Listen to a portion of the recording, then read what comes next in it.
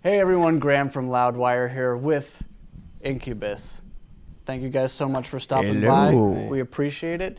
20th anniversary of Make Yourself the tour. It begins in September. It's going to be a long one. It's going to be a really good one. So I want to take a look back 2 decades ago at an album that really broke you into the mainstream. I remember really desperately wanting to get out of the van and trailer mode of transportation. I know we wanted to sort of better our mode of transportation, and we did that. We graduated to an old stinky Eagle bus that had like a spray painted beach scene on the side, and it had cockroaches in it. Ooh. No joke, and it was leaking water from strange places. Well, that was the second one. Oh, that was the second one. The first one we had was called the Turquoise Torpedo. That's right. I remember that. Yeah.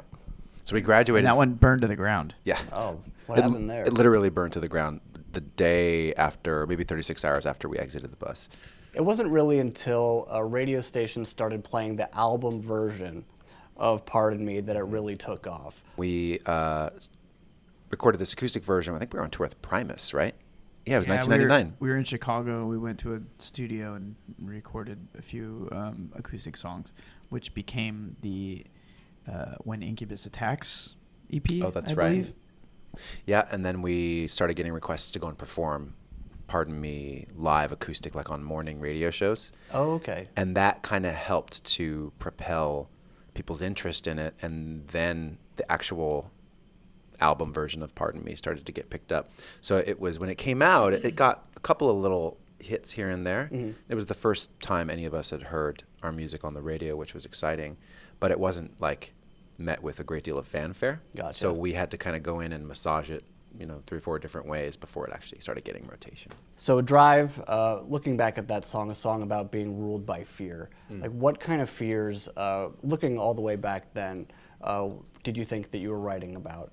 And maybe like, what's your relationship with those fears today? Good question. A lot of that stuff didn't really become clear to me, like what that song or what any of our songs are really like about in the larger sense. Okay. Until we've had some hindsight on them. It's an interesting thing with songwriting and maybe all creative processes is a lot of the time we don't know what we're doing while we're doing it. Mm-hmm. We just sort of are channeling something or chasing a feeling or chasing a vibration. So as far as today and how it feels today, I feel like I was maybe on the right track in some of those sentiments when we wrote Drive, and I hope that I'm still making most of the decisions in my life based on something other than fear. Yeah. So back in the touring days, you guys were being lumped in with like the new metal kind of thing, and then you ended up going on to Ozfest, and I remember you guys weren't really happy about being there except for Sharon and Ozzy treated you very well, and that's kind of why you ended up there. We were very happy to be there for all of those reasons you just said. It was an atmosphere that was very new to us, being a very kind of metal-driven atmosphere, heavy metal-driven atmosphere. But Sharon and Ozzy and the kids and many, many of the bands on the 2 Ozfests that we did were amazing to us. And they were, in retrospect, really kind of amazing experiences for us as a young band. Anybody want to add to that? Yeah, I mean, I remember going into the first Ozfest. It was kind of our first time in a bus as well. So all of it to us was like a really incredible opportunity. And we were on tour with like Snot, System of a Down, just friends of ours and bands that we toured with. And to be on this bigger platform was pretty incredible.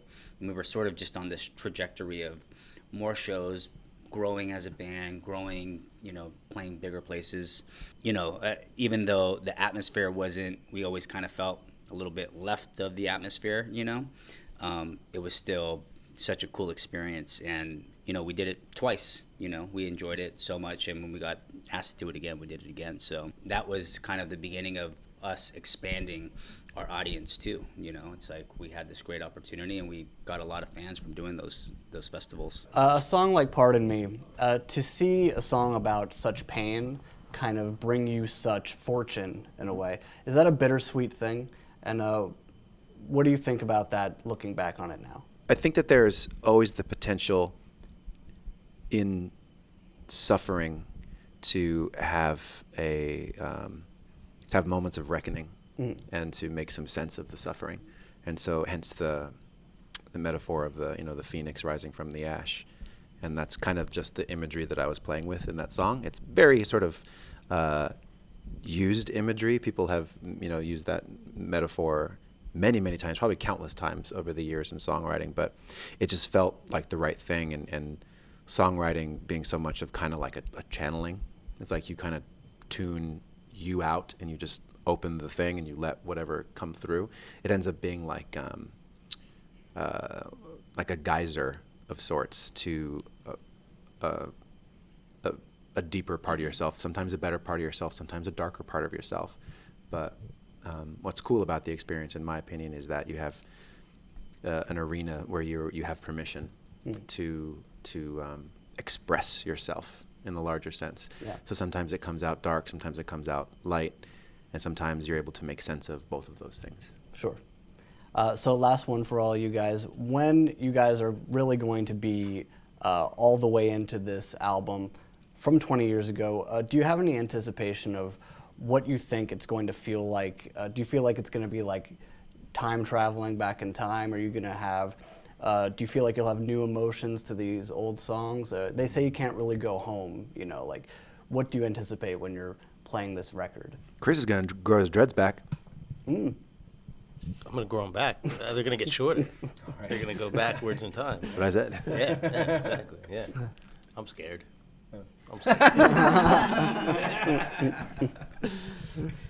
Just the fact that like that album connected with people on such a large scale and in such a meaningful way is just astounding to me. Like I feel really appreciative that people really connected with it, and so I think it'll be meaningful to play those songs in like with that in mind, like as a collective body of work from a specific period of time versus like just one song here, one song there. Like we're honoring that specific group of songs. And 20 years later, the fact that people still care about that music is like, I mean, for us, it's sort of like, what more can you ask for as artists? Like with the hope that people are going to get something from the music that you create. It's pretty cool. That's exhilarating for us. I think that something else that we're going to highlight in performing all of Make Yourself, the album, on the fall tour is using it as also a bridge or a window to what became the next. We've had sort of multiple eras of this band, and Make Yourself was a big kind of bridge between gaps.